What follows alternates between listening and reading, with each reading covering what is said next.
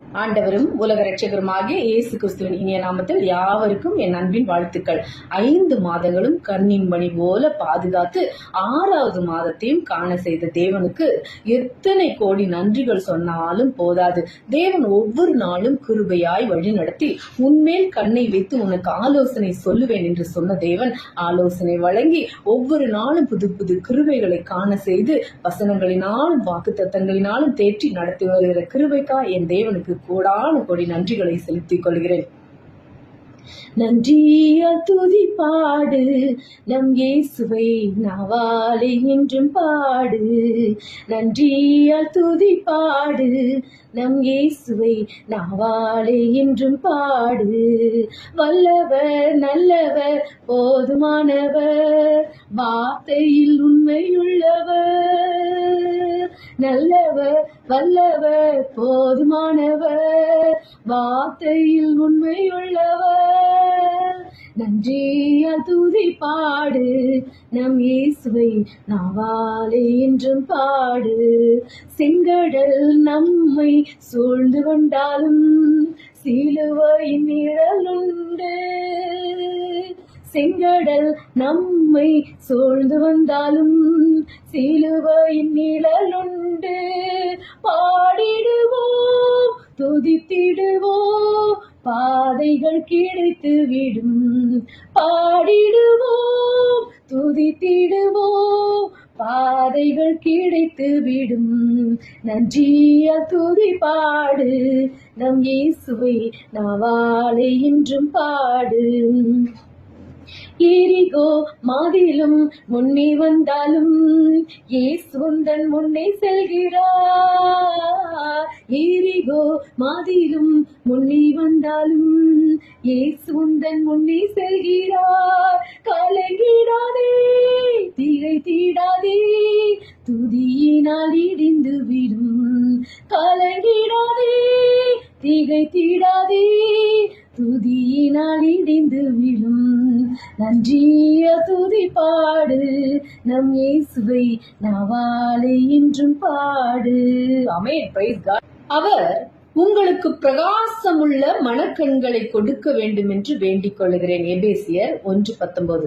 தேவனுடைய சாயலா இருக்கிற கிறிஸ்துவின் மகிமையான சுவிசேஷத்தின் ஒளி அவிசுவாசிகளாகிய அவர்களுக்கு பிரகாசமாய் இராதபடிக்கு இப்பிரபஞ்சத்தின் தேவன் அவனவன் அவர்களுடைய மனதை குருடாக்கினான். தம்முடைய வல்லமையின் மகா மேன்மையான மகத்துவம் இன்னதென்றும் நீங்கள் அறியும்படிக்கு அவர் உங்களுக்கு பிரகாசமுள்ள மனக்கண்களை கொடுக்க வேண்டும் என்று வேண்டிக் கொள்கிறேன் என்கிறார் பவுல் அப்போஸ்தலன்.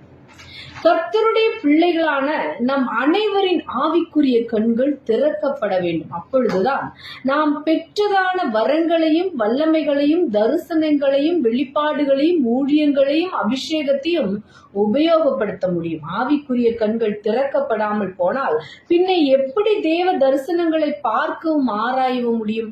நம் கையிலே கொடுக்கப்பட்ட ஆடுகளை மேய்க்க முடியும்?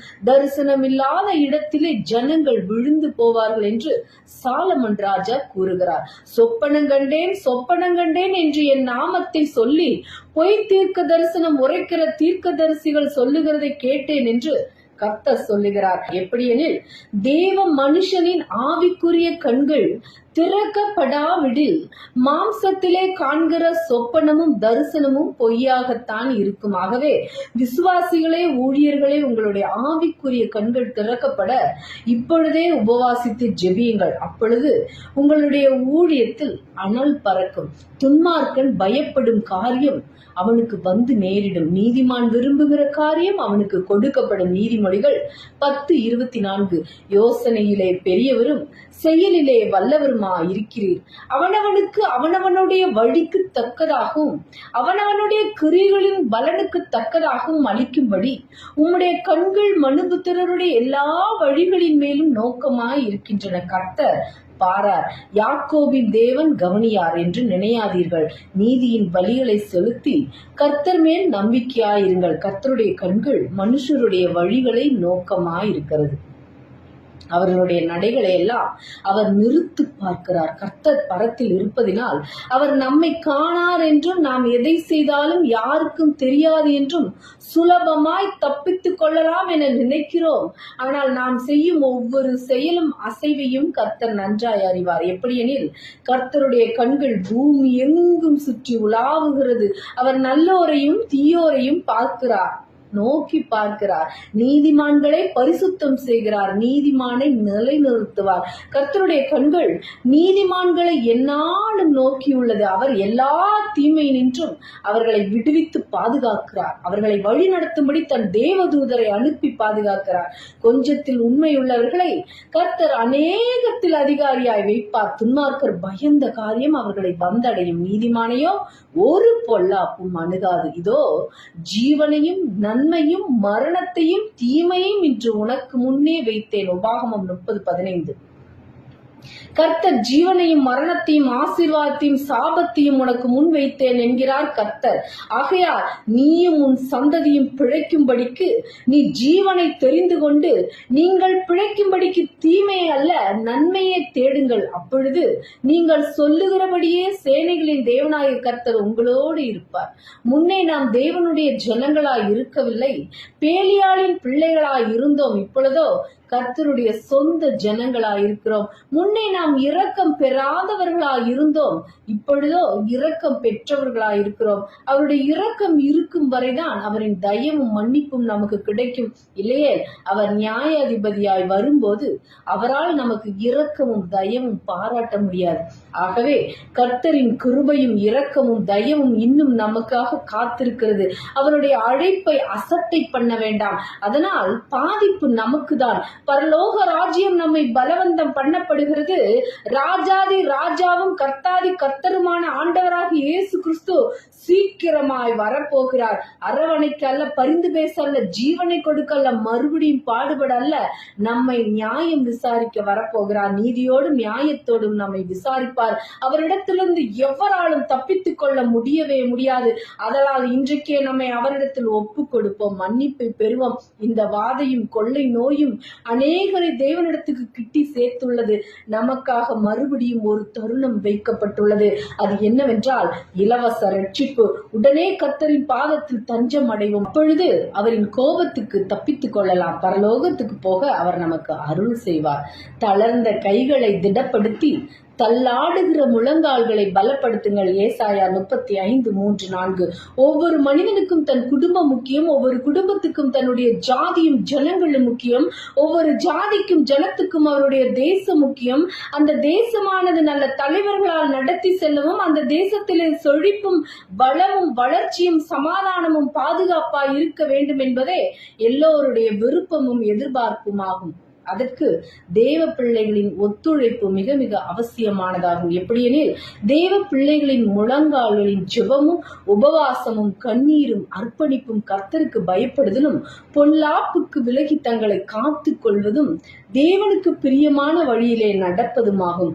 அப்பொழுது கர்த்தர் உங்களுடைய தாழ்மையும் அர்ப்பணிப்பையும் பார்த்து தேசத்துக்கு சேமத்தையும் இரட்சணியத்தையும் கட்டளையிடுவார். இல்லையே, இஸ்ரவேலர்கள் பாபிலோன் ராஜாவினிடத்திலே அடிமைப்பட்டது போல நாமும் 70 வருஷம் அல்ல 700 வருஷமானாலும் நம்மை கையவர்களின் கையிலிருந்து ஒருவனாலும் தப்புவிக்க இயலாது. எகிப்தின் அடிமைத்தனத்தையும் பாபிலோனின் அடிமைத்தனத்தையும் சற்றே யோசித்து பாருங்கள். இஸ்ரவேலர்கள் தைரியசாலிகளும் பலம் உள்ளவளும் ஆவார்கள். 70 வருஷம் ஆனாலும் சரி, 400 வருஷம் ஆனாலும் சரி, அவர்களால் நிற்க முடிந்தது. நம்மாலே 5 வருஷம் தாக்கு பிடிக்க முடியும். ஆகவே இன்றே கர்த்தரிடத்தில் கண்ணீரோடும் அழுகையோடும் விண்ணப்பத்தோடும் உபவாசத்தோடும் திரும்புவோம். அப்பொழுது நம் தேசத்துக்கு சேமத்தையும் சமாதானத்தையும் தந்தருளுவார். தமக்குள்ளே தீர்மானித்திருந்த தம்முடைய தயவுள்ள சித்தத்தின் ரகசியத்தை எங்களுக்கு அறிவித்தார். எபேசியர் 1:10. கர்த்தருடைய ரகசியம் அவருக்கு பயந்தவர்களிடத்தில் இருக்கிறது. அவர்களுக்கு தம்முடைய உடன்படிக்கையை தெரியப்படுத்துவார். நீதிமான்களோட அவருடைய ரகசியம் இருக்கிறது. கர்த்தராகிய ஆண்டவர் தீர்க்கதரிசிகளாகிய தம்முடைய ஊழியக்காரருக்கு தமது ரகசியத்தை வெளிப்படுத்தாமல் ஒரு காரியத்தையும் செய்யார். கிறிஸ்துவனுடைய ரகசியத்தின் நிமித்தம் கட்டப்பட்டிருக்கிற நாம் அந்த ரகசியத்தை குறித்து குறித்து பேச வேண்டிய பிரகாரமாய் பேசி அதை வெளிப்படுத்துவதற்கு விசுவாசத்தின் ரகசியத்தை சுத்த மனசாட்சியிலே காத்து கொள்ளுகிறவர்களாயும் இருக்க வேண்டும். தூற்றிக்கொண்டு திரிகிறவன் ரகசியங்களை வெளிப்படுத்துவான். அதனால் தன் உதடுகளினால் அளப்புகிறவனுடைய கலவாதே.